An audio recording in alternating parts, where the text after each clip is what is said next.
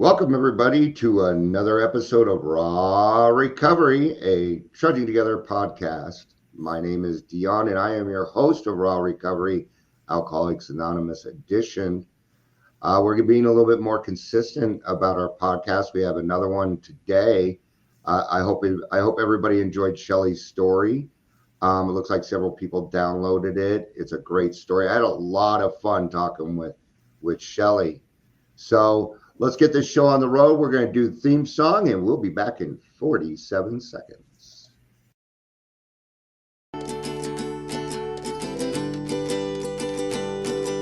The woods can be dense for our acts. The sea can be deep for our diving. Hope comes and stops us in our tracks. Bravely we prove in our striving, trudging together each day. Where there's a will, there's a way. Right, where there's a will, there's a way. Rarely have we seen somebody who's thoroughly followed our path. Our next speaker today is Lucas. Lucas is taking his busy time on a Friday. Thank you, Lucas, and welcome. Thank you. Thanks for having me. Excited to be here. Yeah. So I haven't known Lucas very long. I know him from a couple of meetings, some friends and things like that. But I've heard him speak at AA meetings a few times, and I think Lucas has got something to tell us. And you're very well spoken, and I'm looking forward to hearing your story and this interview. So, Lucas, the show is now Raw Recovery with Lucas, and it's all yours. Well, thank you, Dion. Well spoken. That is, I'm sure my dad would get a chuckle out of that. Well spoken for a drunk. Exactly. All right, we'll go with it. All right. So speaking of that, I came from my mom and dad, born in central Wisconsin. Okay. Let's see. I was born on a farm, Right. middle of nowhere. And, got used to the life of traveling quite a bit early. I mean, I was in my second state by the age of 2 back in Wisconsin. Okay. At the age of 4, living on University of Wisconsin campus because my dad worked there. He worked there for 30 years. Okay. And I was or something. Or what's that? was he a professor? He evolved into that. He started off as a lab tech for the cheese processing plant, and then grew into be like a lab manager, et cetera, et cetera. So he's been in dairy science all of his life as a career. Good for him, man. Good for him. Yeah, I think he also majored in alcoholism during college, but only for him, he had a natural way to stop. I did not. And so we'll get to that in a bit. But yeah, it's he very successful man, heavily involved in my life. But firsthand, Wisconsin was a party school, and I got to witness that as a young child. It always seemed like fun. That was my first experience with it, like at age 6 and 7, having a sip of beer. Parents would go to parties, etc. Sure. Thought nothing was. It's Wisconsin. I mean, we're accepted. We drink in church. Yeah. So that's a reality. And I would say I had a very supportive family system growing up. But my parents divorced at the age of 7. And they needed to because they were not happy together. I did not like that. Dad moved away, and I had massive separation anxiety. And what I know now as I look back, and I was very much showing signs of addiction then, but using it in different ways. And actually my ways of showing addiction then was crime. I was breaking and entering, stealing cars, et cetera, at a very young age. And so fast forward to all that. Dad came back into my life, and it was a wonderful thing to have happen because I missed him dearly. Okay. He was gone for 2 years, but I had a lot of anger and resentment built up, and I had no idea how to process it. Sure.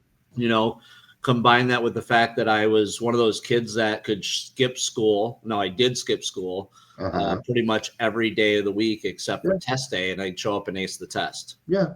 So sounds like an alcoholic to me. Yeah, and so it pissed the teachers off. It pissed my friends off, and Yeah. I went and did my own thing and thought I knew I would write the playbook. Nobody else would tell me what to do. I was the same way. They're like, we're gonna put you in the special ed class because you're. I'm like, no, I'm just bored. They're like, we're gonna suspend you for 3 days for skipping school. I'm like, oh man, such a bummer to give me what I want. Well, joke's on you. I would have skipped it anyways. Yeah, wasn't planning on being there, so Thanks for the hall pass. Yeah, so it was. I had great grades. Mhm. Parents and family thought I was in a good space because I put on quite a show. Mom knew there was something off because she's a clinical psychologist and addiction counselor. But Oh, I didn't drink. I didn't party. I was a criminal. yeah. You don't And need then, to be. well, right, I got the You don't high. need to be drinking for I got the alcoholism. dopamine rush from stealing a car. Yeah, So, it's the thrill. yep.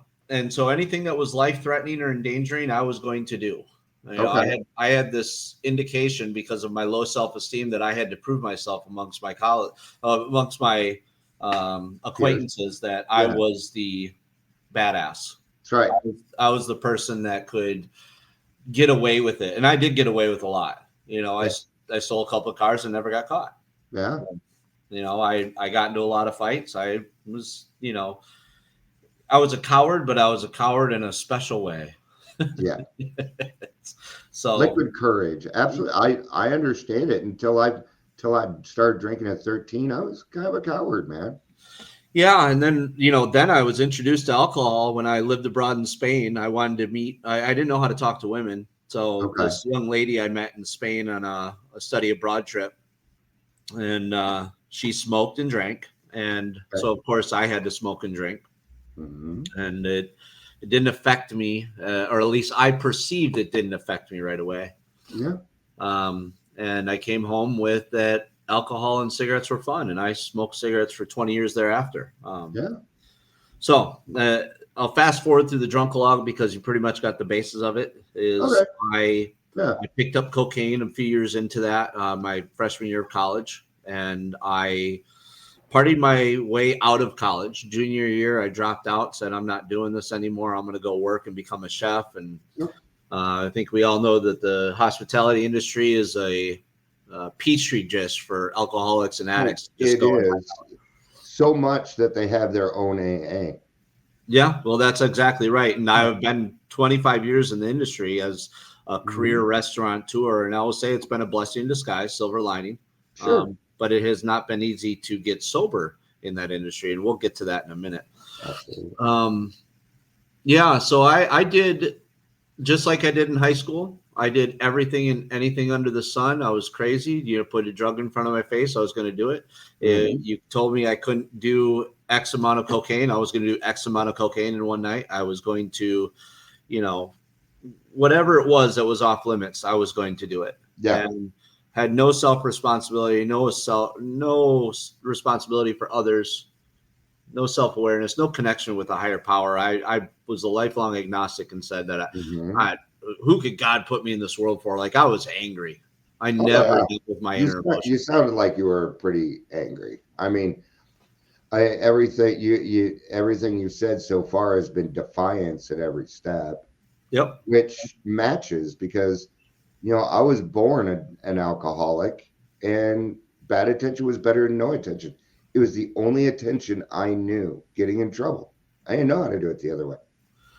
Yeah, it took me a while into my sobriety to realize that I was born an alcoholic. I wanted to blame external circumstances, like I was born, I was raised on the University of Madison. My grandparents were alcoholics, but my parents didn't drink, so it's like, well, wait a minute, how did all these external influences matter when at home there wasn't alcohol? I didn't see my dad and mom drunk, so the reality is I was born an alcoholic. Yeah.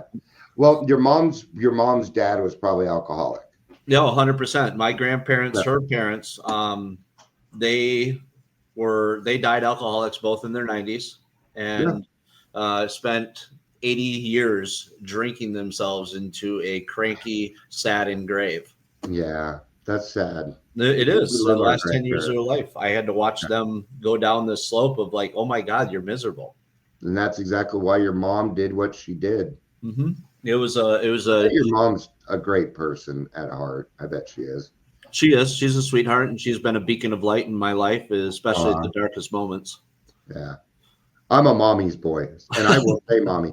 I just turned 54 and I had to call my mommy yesterday. I call my mom when I miss her. I am both. Even though I was angry at my dad for many years, one of the gifts of sobriety that's come through is, making amends with my dad and doing Yeah. it through living amends, where we have an amazing relationship now. And my dad is a really good man. He stuck through some really hard times where I was Yeah. frankly an asshole to him. So Yeah. yeah. So, I in my 20s and 30s, I seemed to rise fairly quickly in the hospitality industry. I had the dangerous combination of being smart, being evasive. So I couldn't get caught because I still had my criminal behaviors. Yep. And I knew how to make money in an industry that did not really shy away from alcoholics and addicts. They said, just show up to work and do your job and do your best and you'll be fine. Yep. So now they gave me a company credit card and had me travel the world. Oh. Yep. And that was at age 27. So here I am for 5 years acting like I had, the I have arrived started at a very early age for me. I'd feel the same fucking way, dude. Right. And the only measure of worth that I had was that I earned it for working my ass off for 5 straight years prior to that with the same company. And they said, here, go open restaurants for us. Go spend time in other countries. And well, needless to say, how that ended is I'm not allowed in a couple of countries. I had a lot of fun. What's that? Is Spain one of them? No, Spain, I'm allowed back. Okay. But it's interesting. One of the things I went to my first international trip this year. Okay. And I'm just about to turn 4 years sober, but I went on my first international trip and I went to Fiji, New Zealand, and I had to do the diving in to see if I was allowed in those countries, because Australia, Canada, and Saudi Arabia do not allow you in if you have a DUI on your record within 10 years. Oh, I did not know that. Yep. And so I learned this because originally the trip was to Australia and they denied my visa. Sure. So I dove in and learned. Now I'm past 10 years past the DUI, so I have a little bit more flexibility into Canada. But Australia and Saudi Arabia, I will have to petition to the embassy to go visit those countries. Wow. Yep. So I don't blame them, though. I don't. We alcoholics, when we are on the fuckets, we destroy town. We will destroy a small town. I scorched earth policy, everything. I was like, let's burn it to the ground. Who's coming with me? Yeah. Hideous 4 horsemen. Those are my friends. Are you kidding me? Yep. So it was quite the adventure. I had a lot of fun. I learned a lot. I got paid really well. I had a lavish lifestyle and didn't save shit. I had a 401k, but I squandered that when they let me go. Sure. I got another job where I moved to Dallas, doing the exact same thing with more money with less countries, and that lasted all of 10 months. Yeah. Because I paid for, this is my alcoholic mind, I decided it was a good idea to pay for a personal trip on a business trip and bring someone with me and then sneak drugs into the country and then had a wild weekend and just ravaged the country. Costa Rica, by the way. Yeah. And I came back the next day, they let me go with the severance package because they didn't want to have the implications of it going anywhere. They just said, here's your severance. Please stay away from us. Yeah. And that's what that severance is. Yep. It's a button up. Please be quiet. Yeah. Absolutely. And then you have to sign NDAs and the other things. That's the restaurant business they're dead serious, man. They are. Oh, for sure. It can be a brutal industry, but it's all, this is interesting. When we get to what it's like now, I will talk to you about how I get to practice these principles in all my affairs, because in my industry, by proximity to people that are just like me, whether they're in recovery or still acting in their alcoholism and addiction, it's fulfilling because I get a firsthand view of what I was like, but then also how I can help and be of service. Yep. You know, my day of work is I use these principles every day. I talk to people that share my same path and experiences, and it's just really wildly fulfilling. I'm exhausted every day, and in a good way. Yeah. No. Yeah. Yeah. Nonetheless, so they let me go. I was lost. I called my dad for help and said, Dad, I need money because I spent it all on drugs and alcohol. And of course, he's asking all the tough questions, and I don't want. Well, they screwed me over. It's like, no, because I lived beyond my means, and I always thought that I was, you know, I thought I was the richest person on earth, but I was making, you know, $100,000 a year. Yeah. And that's a good. There's a lot of people that wish they could make $100,000 a year, but I was living like I made $300,000 a year. Yeah. Yeah. You were acting like you were a millionaire and shit. Right. So I had nothing to show for it except for a few trinkets and a few photos, you know? Yeah. But so he helped me bridge the gap as long as I got another job. And I started my, what we'll call it, running from myself era of my life, because that, I actually skipped past the story. One of the most momentous areas, parts of my life where I realized that I was an alcoholic is that DUI. It was May 4th, 2013. My girlfriend had broken up with me. Outback had just parted ways with me, and I couldn't believe that all this change was happening. So I decided what any normal alcoholic would do, which is I bought a couple 8 balls of cocaine and went on a 5-day bender. Yep. Yeah, and I fell asleep at the wheel at 60 miles per hour. Wrapped my car around 3 trees. Lucky to be alive. The engine was in my passenger seat, and I took it even a step further. I ran from the cops when they showed up.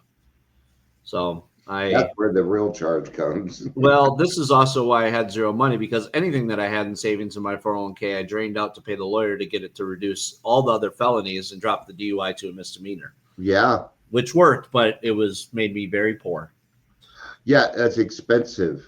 DUIs in and of themselves are expensive. They do that on purpose so you don't do it again. But we alcoholics don't learn that way. So I knew something was wrong at that point. That was 2013. Yeah. Of course, I wanted to blame it. I have a cocaine habit, so I quit cocaine in response to it.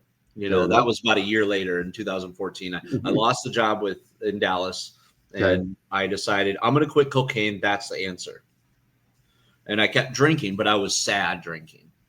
I was really, really sad drinking. Yeah. And actually, I'm going to go back a little bit. Another thing that had happened during this time, my 31 years old, I had a miscarriage with my fiance, and it changed the way that I perceived emotion when I was drinking. I went to sad drinking and angry drinking versus happy drinking. Yeah. And so these events would come up, and I had no emotional capacity to navigate them. I had no foundation to know how to receive life on life's terms. Mm-hmm. And so when I lost jobs, I was like, woe me, I'm the victim. Yeah. You know, not realizing this is what happens to people. Mm-hmm. I'm a human being. This is going to happen to me too. I didn't accept that. I thought, woe is me. This is bullshit. God's shitting on me. Yeah. And, the agnostic saying God's shitting on me, the irony in that statement. So I moved around. I found a job to where I could help a friend of mine open restaurants. Okay. And I moved to Midland, Texas. Then I went to College Station, Texas. I went to Atlanta, Georgia again. Came back to Louisiana, and it was within a year I'd done all 4 cities. Okay. And it was another one in Lafayette, Louisiana. I said, I have arrived. Things are going to get better, because I found a place that I was promised that I would get a partnership with this company. And I didn't deserve it. They just needed someone to kind of rest on. They were filling a hole. Yeah, it was business. And I looked through it saw the shiny dream story, we'll call it. Said, this is going to work out, because I've always been the forever optimist. Now, everybody along this part of my journey has seen ugly side of Lucas, because I couldn't hide my alcoholism. I didn't even know it myself, but I was smelling like booze every day I go into work. I would show up late. I would just disheveled, hair on couch. Sweating. Yeah, sweating. In Louisiana, just like Wisconsin, where I'm from, that's acceptable to a point. It's like, all right, everybody's like this in some way. So in a way, I kind of stabilized in life. Like, wait a minute, maybe I want to do. I started running again. I started doing these healthy things, but it wasn't an extreme boundary. Like, I didn't stop drinking. I just said, okay, I'm not going to drink tonight. Okay. You know, like, I bargained with myself. Sure. And then I was leaving the company, going to go back to Atlanta. Something wasn't right, and I got this opportunity to go to San Diego and open a restaurant. I'm like, I've never been to San Diego. And I went there, and the guy who was the franchise, very prominent billionaire, this is his retirement plan. He says, I want you to come join my team as a partner. I said, absolutely. So I perceivably started to get my life back together because I started, not drinking every night. It's just every other night. Sure. And so from an outsider's perspective, it's like, oh, he's getting better. Yeah. Right. So I moved to San Diego, and it took all of about 6 months before I got back into cocaine. And San Diego. Yeah, Mexican powder is just the best thing on earth. So it just you haven't been to Vail, Colorado then yet. I slipped quickly. Nonetheless, it went right back into the party every night and whatever. Yeah. And, I will commend this group because they really took time to work with me and say, Lucas, you got to figure out what matters to you. You got to find your purpose. This isn't acceptable. And, I learned a really valuable lesson there. Not at that moment, but later in life, I reflect back on that as to how to be a compassionate leader. Yeah. And that'll weigh heavy into what it's like now. So I spent a couple years doing this back and forth, like getting coached from them. Hey, get your life together. We're here to support you. We're not going to fire you, but this isn't acceptable.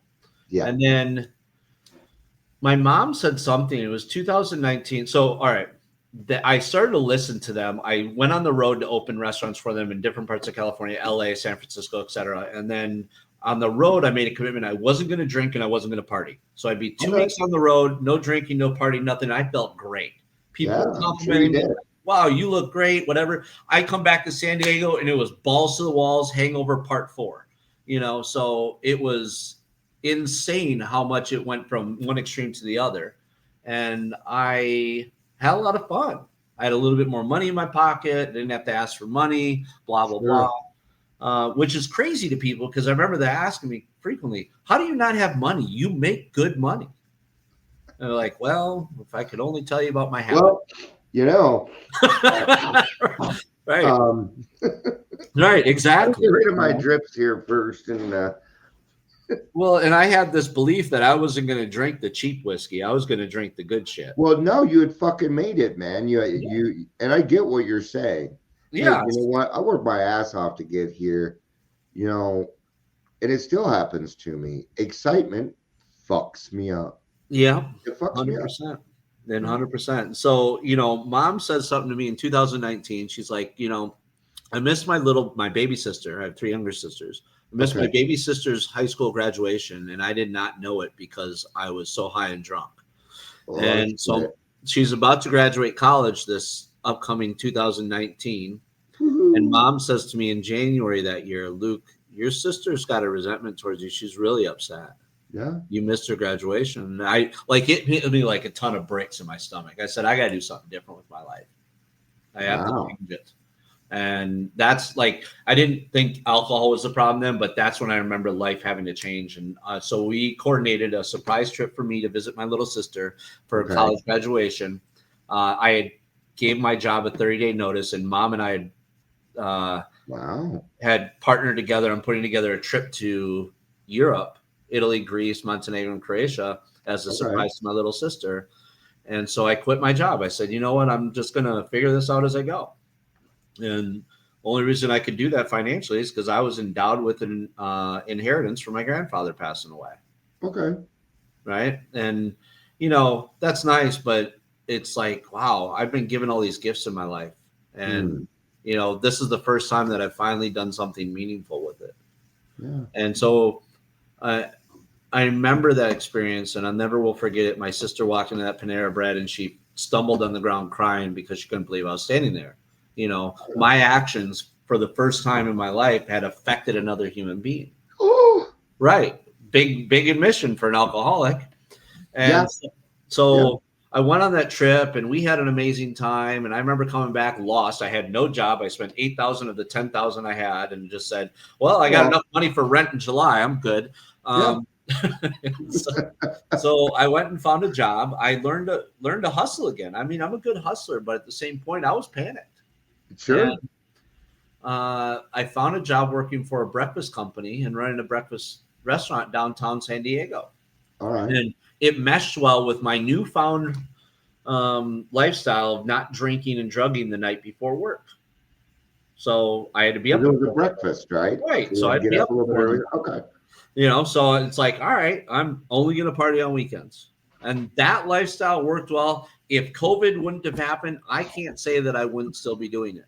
Because I had enough money to save a little bit and have fun. Living in San Diego, which is a beautiful city, and everybody's really cool, and the mountains are beautiful, and there's so many outdoor activities to go to, but they have the most beautiful drugs and alcohol and women, and why would I leave? Hey, I at one point actually moved to San Diego to drink to death because if you're going to do it, that's where you do it. Yeah, exactly. It was beautiful. Yeah, you can fall asleep outside and never have to worry about a thing. Yeah, you could be homeless there and be great. Yeah. So COVID happened. Worst day of my career. Had to lay off 90% of my staff, take a pay cut to keep my job and keep my benefits. Ouch. Yep. In San Diego, you don't stop paying rent. So and rent's very expensive in San Diego. So my life consisted of me driving for Uber Eats, working my day job 40 hours a week. And that is what I needed to get by. There was nothing to do because there was nothing open. There wasn't, And Uber Eats was a very lucrative adventure side hustle because... Especially at that time. Exactly. And so the only thing I had to do was play online. I drank and did what I needed to on days off online in my own little apartment with my 2 cats and said, I'm just going to flirt with women. I met this woman in Jacksonville, Florida, of all places, and her and I magically fell in love. It was meant to be. Yep. So here I go. I have arrived again. 2 months later, after one trip out during Memorial Day to Jacksonville to visit her and put it into reality, we realized it was what it needed to be. Yeah. And a month later, I'm driving out to Jacksonville, and July 1st, 2020, I moved to Florida from California. Okay. Right in the middle of the pandemic. All right. I'm so used to geographic relocation. Why not just really actually moving for you? It's like, it's been 3 months. I need to move. Right. That's more what it's like. But I've been here too long. Right. I'm on a milk carton. I got to go. Yeah. I see now. I know because there's actually pictures on your walls. Your clock is hung up, so you're planning on staying there for a little bit. Yep, that's right. I wouldn't decorate or nothing. No. So I got to Jacksonville, and this young lady, her and I were in love, but she got to see the other side of me, the Dr. Jekyll. Yeah, it was a scary sight. She didn't know what to do. It took all of a couple weeks for that to happen. And I blamed it on there was a lot of transition, and there, I was alone, blah, blah, blah. But I mean, to be fair, she's taking just as big of a chance as I was. Sure, she was. We both were. She had found a place for us to live. She had still lived in her place, so we hadn't done the full integration yet. Let's see. Then my friend, a really close friend of mine who I'd started to come back to in life, this goes into what is like now a lot of friendships are starting to become amended. We were starting to amend our friendship after the few years of not connecting. Okay. And so he had committed suicide out of nowhere. Yeah. And he was a fellow person that I partied with. And I remember that hit me like a ton of bricks because I was on my 40th birthday, August 3rd, 2000. And I didn't know what to do except for to just wake up and drink myself back to sleep. And she said that it's time for me. Like I needed to find something, And so I started buying to get help. Well, right, but she also drank with me, so it's like, oh, you're going to tell me to get help? Okay. So, So, yeah, okay. I understand a little bit better now. right. So now part of the story is she asked me to quit using cocaine because her mother had overdosed earlier that year from cocaine. And so what did I do? I started buying cocaine from her brother and started up the habit again. Yeah. That was my response. It Yeah. took about 2 months before she broke up with me. She had had enough. Yeah. We don't need to go into the logistics of that. She brought me to a bar and said, "This isn't working." Gave me my keys. We gave our stuff back and whatnot. And I called my parents. I was so devastated from that. The moment of, all right, this is when I admitted I'm an alcoholic. I am a cocaine addict. I'm an addict. Yeah. Anything. And I called my parents. I was drunk and high, and I was draining the wine and stuff that I had brought from around the world down the drain, telling my dad and my mom that I'm an alcoholic and I'm an addict. And Yeah. Mom's like, you need 9 months of hard inpatient recovery, Yeah. and rehab. And I told her, no, I can't afford that. I got to go to work. And she disagreed with me, but said, well, if you fall off this wagon again, you need to go to rehab. And I said, okay. Fair. I like how she did that. She still gave you the choice, but there was a consequence. Well, it's interesting. I petitioned. I'm like, I'm going to do this to get Jen back. And she's like, she wanted to stop me, but she also, I could hear her wanting to stop. And she said, you know what? Yes, do that. And I said, okay. And I tried my hardest to get Jen to talk to me for the first 40 days, but I remember every day of those first 40 days. Yeah. It was a nightmare. I couldn't sleep. I was sweating. I was decompressing. Sobriety at first was horrible. It was horrible. It was interesting. The desire to drink didn't really hit me. It was the desire to not sit in my emotions that hit me. Yeah. You don't want to feel. Yeah, I didn't want to feel anything, and I want to be numb. I'm an artist, so I was drawing again, and I was painting. I was going out and getting into photography, which I'd never gotten into because there was only ways I could really express myself without using. Yeah, and it was interesting because I really liked some of the work that I created at that time, but it was at such a depth of emotion that I didn't know what to do. Now, I didn't go to AA on October 1st, 2020, which is my sobriety date. Okay. I had a friend come visit me. I had a lot of friends that just kind of came out of the woodworks to come visit and spend time with me because I wanted to commit suicide. And that day that I went to AA, I remember my buddy said, you need to go. This is October 4th, 2020. I wanted to commit suicide. I had it all written out, planned out. I'm like, I'm going to do this. And I remember walking to the bathroom to go slip my wrists, and my little cat, Hobbs, who's sniffing my socks right now, she looks up at me and meows, and I'm like, I can't do this. No. I can't do this. And so I found an AA meeting, and I drove to the church 25 miles away. Of course, it's got to be on my terms. It's got to be on a beach. Fair enough. It was closed. It was COVID, even though much wasn't closed in Florida. And I looked up at the sky and said, this is your idea of a fucking joke, isn't it, to God? Because here I'm admitting that I'm an alcoholic and an addict, and I'm finally giving in as that I need help, and it's closed. And I didn't realize how impactful that would be. Yeah. I went to another meeting on my way back, and I remember sitting in this meeting. I did not want to be there. I was crying, trying to hold back the tears, like I'm embarrassed to be crying in the middle of the meeting, even though it's the most vulnerable and pure thing that you can experience as a witness and be a part of.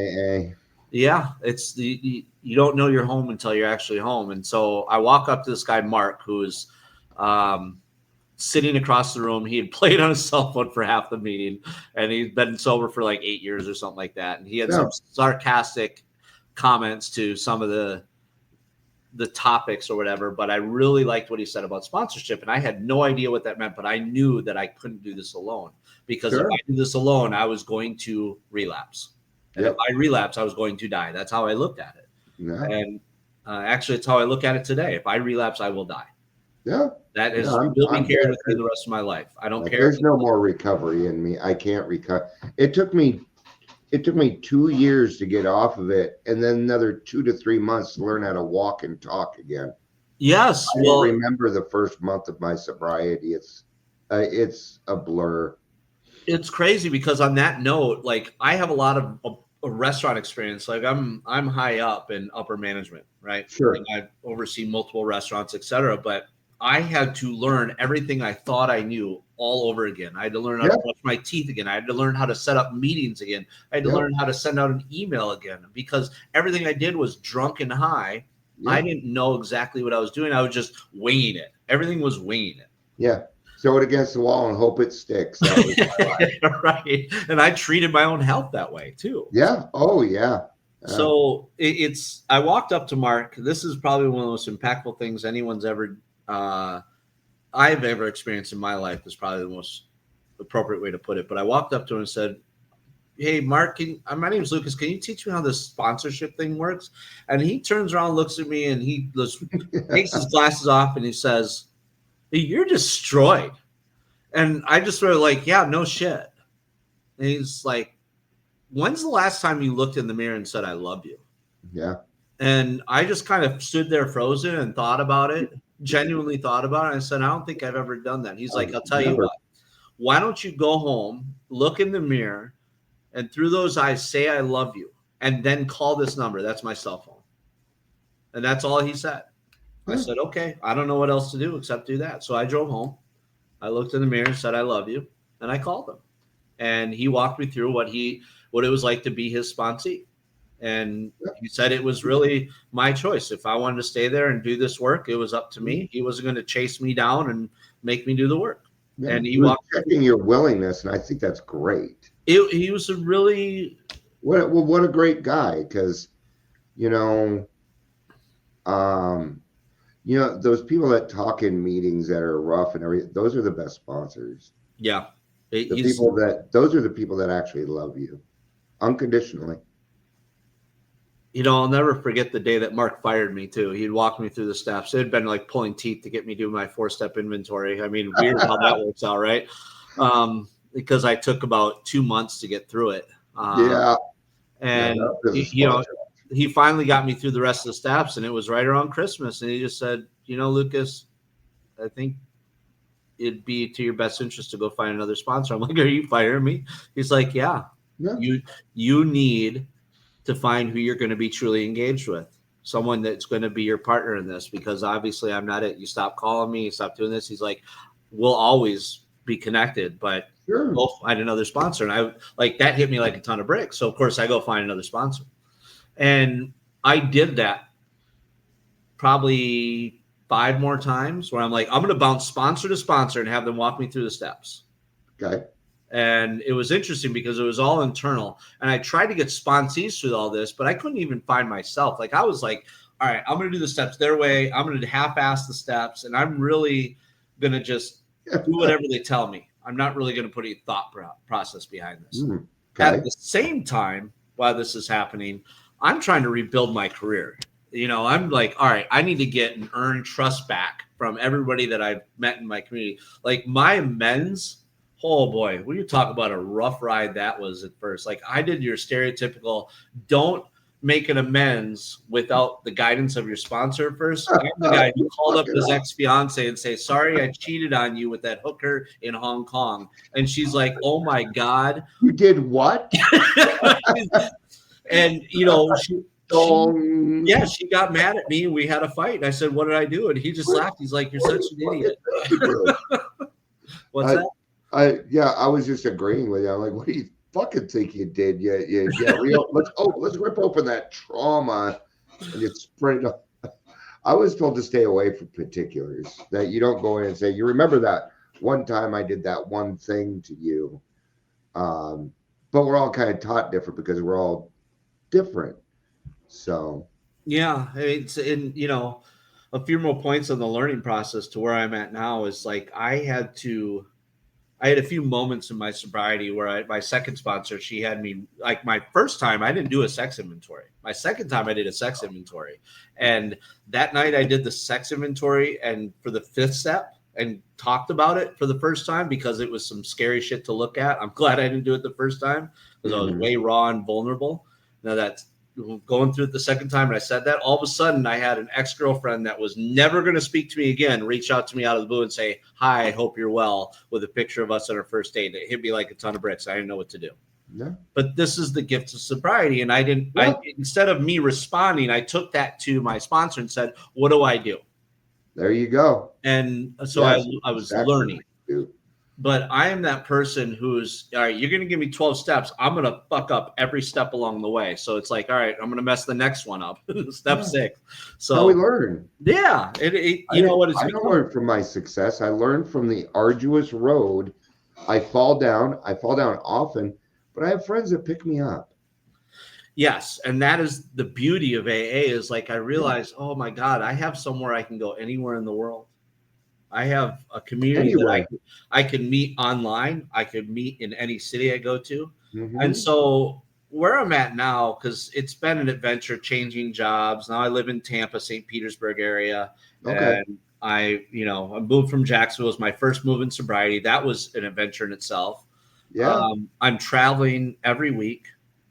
And I moved here and I got a new sponsor.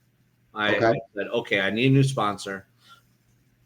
Because my sponsor fired me again. I started doing the same old thing. And the sponsor here is such an amazing man that has guided me with the most brutal honesty, that we have this relationship that's like a father-son that I really appreciate. Yeah. He treats me like an adult, and he helps me understand that I have value in this life, but also holds me accountable to the fact that I have a responsibility for having this life. Yeah. And that if I want to stay active in my recovery, I have to stay active in other people's lives, not my own. And that's the part that he sends me a reading of the big book every single day. I pray every single day. Oh, here we go. This is a big portion of my sobriety. I was about a year in. I just celebrated a year of recovery. And I was so adamant. Like, I was the guy in recovery my first entire year. I said, you know what?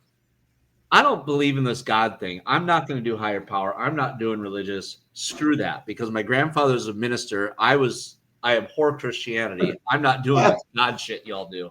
Yeah. And so I stood in solidarity of AA. When everybody would say the Lord's Prayer, I'd be silent. Like I was going to change AA forever. And I took a job.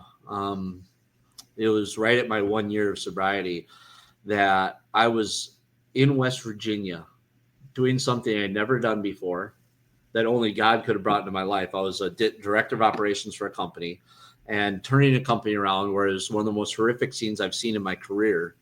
And I had no idea what to do. I was lost.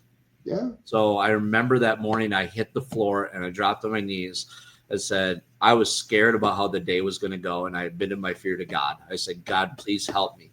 Help me stay sober. Help me stay present. Help me stay honest. Help me show up with integrity. Yeah. And lo and behold, God delivered. Am I super religious now? No, I'm not at all. No. I have a solid connection with my higher power. I have an active connection with my higher power. I pray twice a day. I meditate once a day. I'm constantly evolving that. What does that look like? It's, to me, that's the beauty of it, is like, okay, I haven't rested like this is going to be the solution the rest of my life. That's changed. Now I look at it and say, okay, this is working right now. I might be in a circumstance where this is going to evolve, but as long as I'm staying sober and I'm being of service to others, then it's working. Yeah. Right. Letting myself go of the responsibility of I have to choose every decision has been the greatest gift of life. Oh yeah. To think that I can make a decision all by myself is just ridiculous. I don't care what it is. Right. And it's really, at the intersections of my life, where in my professional life, in my personal life, in my sobriety, the sobriety comes first, but that's the real place where the vulnerability of saying I'm not in control, I don't have to make a decision, where everybody accepts this. Yeah. Where in the professional and personal parts of life, it's like, all right, I don't explain that necessarily because it's not for me to share. They don't need to understand it, and it took me almost 4 years to really understand that lesson. Like, you know what? I'm going to share my vulnerability and truth with people that I understand what I'm doing. Yep. It's not for me to just push out into the world, I'm not going to get an AA tattoo. I'm not going to go out there and say, hey, I'm in recovery when I'm at a work function. Everybody's drinking. I just say, hey, I have that bullhorn, please. Pardon me, but my name's Dion and I'm an alcoholic. Yeah. No. But I remember this meeting I was chairing when I was on the road, because I travel every week. Like, one of the things that's beautiful about my recovery now, I remember when I first started traveling, I said I didn't go to meetings in other cities and countries. I only went to meetings in my home group or where I was comfortable. Yeah. And now I almost prefer going to meetings in different cities and states. Yeah. And you don't know anybody and you hear it's the same, but it's different. Right. And so I was home and this guy was talking about God moments, and then I was chairing a meeting. I was back home and he's talking about God moments, and it made me cue up. It's like, hey, wait a minute. Why don't I wait and listen for God to speak to me, to give me direction, like, versus me deciding what needs to happen next. And if I just say yes to those little God moments, it's going to be a fun ride. Yeah. That's grace. Those are gifts from God. Why are we going to say no? Yeah, well, exactly. But see, I've got this inside of me every single day that I have to battle with. This is my alcoholism. I want to be in control. Yeah. Well, yeah. The moment it does become very scary when you're no longer in control. But when I'm in control, I fuck it all up. Well, I have to find this courage somewhere. That's the big admission now. And talking about practicing these principles in all my affairs at work, I do committee leadership. I have a team of 9 people that report directly to me, and they each have 40 people on their teams. Yeah. Right. And so, good job, man. Well, and it feels really good to be in this position in life. Like, I'm paid really well. I have an abundant life where I get to see my family when I need to. And, I get to take these lavish vacations, which I'll talk about in a second here. But at the same point, it comes with a heavy responsibility. Like, hey, look, I could make this decision, but that doesn't help you grow. That doesn't help us grow. We need to bond as a team. What's the decision? So let's talk about this together. Let's do an honest inventory of what we're looking at. Exactly. And then let's give it up to what it needs to be. What's the benefit? Take our egos out of it. But you don't walk in and say, okay, we're going to pray. We're going to do a 4-step. No, I don't. But we can still use these same skills. Yeah, I don't go around buttonholing people with God, but I'm a great fucking example. It's all I can be. I can be a really good example, because that's what leadership is. And I don't do anything or tell anybody anything that I'm not already doing myself. Yeah. Well, agreed. And that's the thing. It's like when I ask somebody on my team, I go to my restaurants, which I'm going to one in Pensacola on Monday. I'm going to roll my sleeves up and get dirty. I'll wash dishes. Yeah. I'll make some food. I'll go serve a table. Why not? I mean, let's find out what's happening in these restaurants. And people are just so, why are you doing this? Because how else would I know what it's like for you? Yeah. I can't how am I going to help you? Right. Exactly. Help you, Jerry Maguire. Right. Exactly right. Well, speaking of Jerry Maguire, those moments that happen, it's just like, I am in the right place. Happened the day that I started with this company. So March 5th, 2023, I went to my first day with this company. It was at the conference in Louisville, Kentucky. Yeah. And they had this announcement on stage, and I was so insecure. I'm like, I don't know anybody. I'm starting this new job, blah, blah, blah, blah. And the COO of the company puts us all in random groups, 6 different groups. And he called up these different questions, like who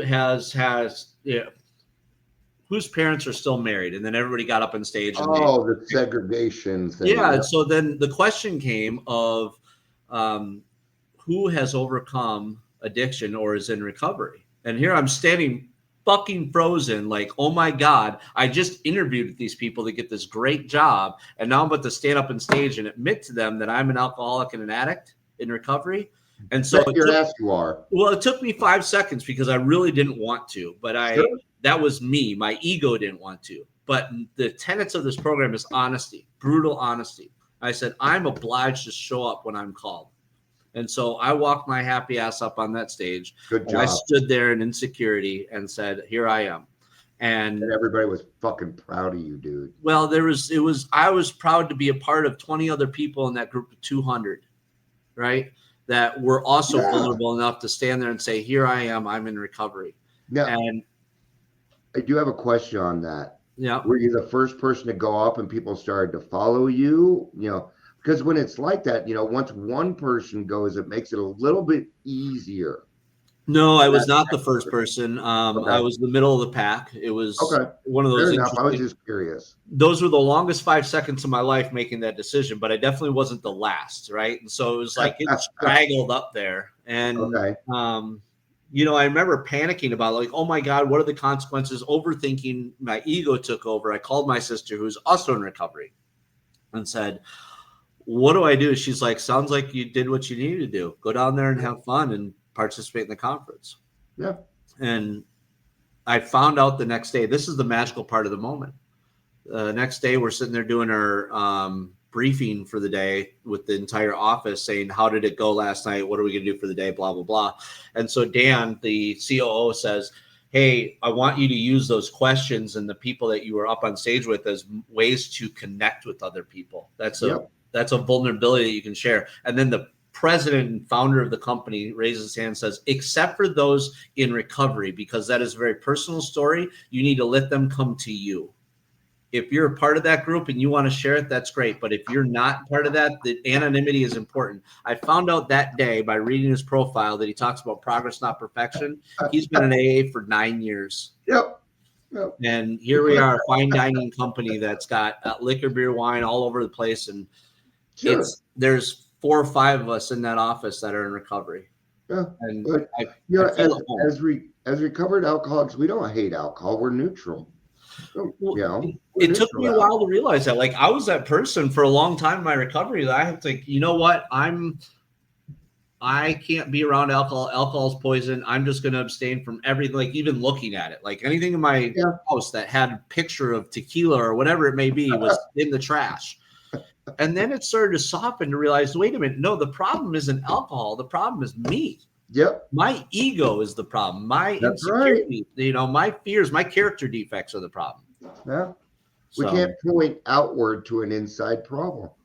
Exactly. And so the only solution that I've really found that works seamlessly time and time again is by the very basic, simple prayer, meditation, sponsorship, service work, the steps, working with others, fellowship, it's all the same stuff. And it at one point in my recovery, that used to irritate the shit out of me. And now it's like, I'm so grateful that it's simplified and we're not putting bubbles in the beer here to be funny about it. It's like, oh my God, it's simple. It is, and that's what's great about that's what I love about the program. So AA is, AA, we didn't come up with anything new. These are steps that people have been utilizing for thousands and thousands of years with success. Yeah. Every man and woman with courage has God in their life or a higher power. And no, we are not religious people. I'm not religious, but I'm very, very spiritual. You bet. You bet. I think the biggest gift of all of the adventures I've been through, because I know there's more to come and I have a lot more to learn. Oh, yeah. I always will have a lot to learn. But it's to have that admission that I am starting my emotional sobriety journey. I am living in a place where when I'm angry, I sit in it and understand it versus try to run from it. When I'm sad, I sit in it, try to understand it instead of run from it. And I explore it so I can learn from it, because for more or less, the majority of it is those emotions are triggered by something that I have from childhood trauma or other bullshit that I carried along all of my life. Very rarely is it because someone else did me wrong. Right. But there's times where someone else did me wrong. Now I have a toolbox of how I can express myself in a healthy manner and show up in a life where I'm not negatively impacting others. And that feels good. Yeah. When I stop using other people for my feelings, no matter what those feelings are, my manipulation has to stop. I have to love other people for who they are and not what my expectation or my brain thinks it is. Emotional sobriety, if anybody, you can always go to Google and put in the next frontier emotional sobriety. It's actually a grapevine written by Bill W. back in 1958. And it's a great read. In fact, after this, I'll probably go live and do it because you reminded me of it. But I love emotional sobriety. And I get excited when any man, the language of the heart, it's just all of Bill's grapevine writings. Any man, women, all right, that decides that emotional sobriety is important has got something going on. Well, Men just don't talk about, we don't talk about our emotions much. It's one reason why I picked you, because you talked about your emotions. Usually men come on here and they're like, I am a robot and this is my story. well, it's true though. I mean, one of the things that I found is like I've had more birds and the bees conversations with my current supervisor at work than I have had with my dad. Right. Oh, yeah. And it's so funny to say that because it seems so inappropriate, out of place, but we laugh about it because as men, like I've since forgiven my dad for not having the emotional capacity to do so, because he only did the best that he could. But he was only given so many tools because my grandfather, the farmer, said, if you have emotions, you're weak. Yeah. See, right? when we have to remember, the moment you decide to stop blaming other people for who you are, you're going to make progress because it's an inside job. It is such an I'm curious about something. How's your relationship with your sister now? All three of them. The one that you missed the graduation for, because she's important to you, I can tell.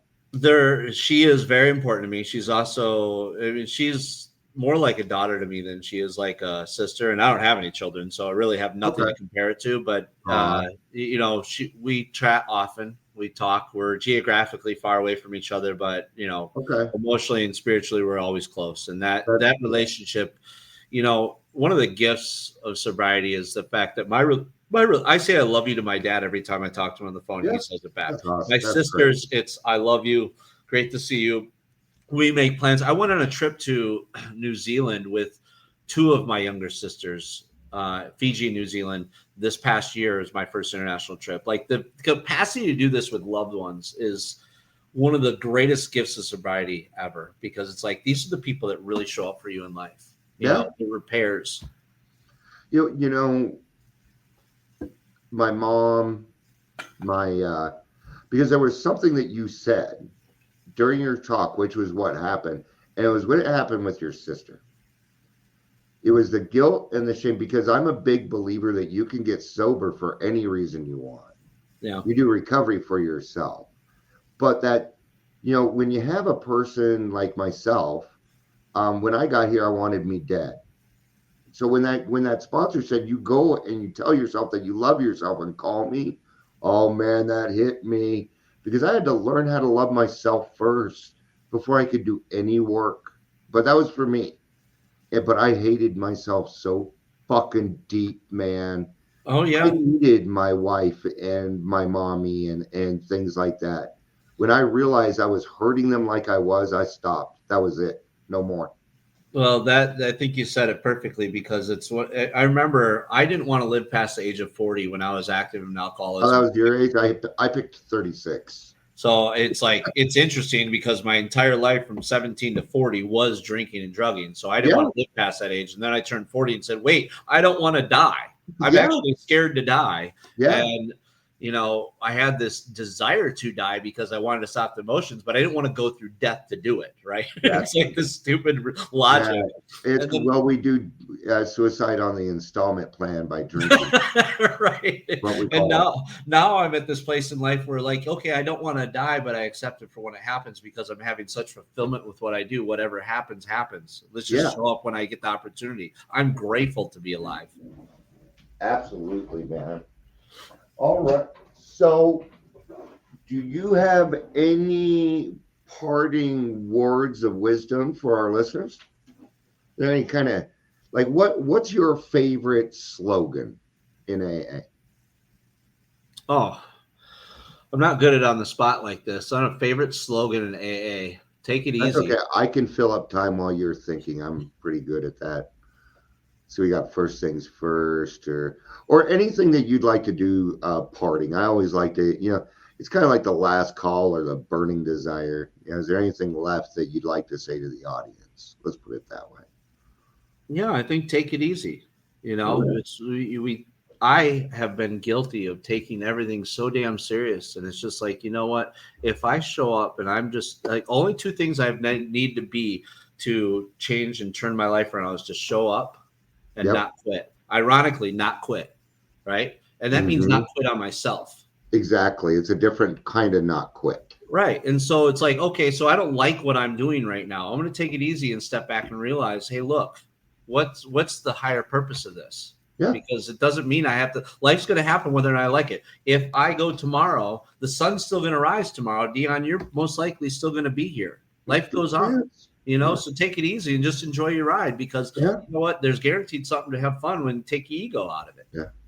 And that's, to me, is going to be my lifelong journey, is how do I get my ego out of the way? Yeah.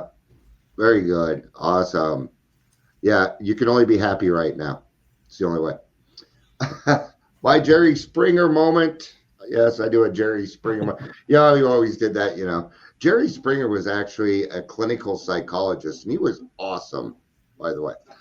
I got a lot out of this, but I'm going to go with what you said with a finale here, and that is, don't take myself so damn seriously. Rule 62. So I can't take myself seriously, but what I'm going to do is I'm going to take the program seriously. Yeah. I'm not going to trust myself or anything else when I first get into the program, but I can see that it's working in other people. So what I do is I trust the process instead of something else. These are all things that are replaceable. They're all things that are replaceable, which is what we're doing. Alcoholism is about replacing the new self with the old self, replacing new habits. It is cognitive behavioral therapy with God, is all it is.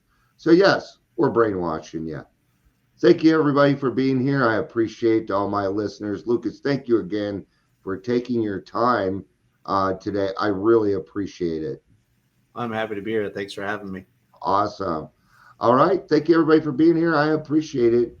I love you. Peace out and have a day.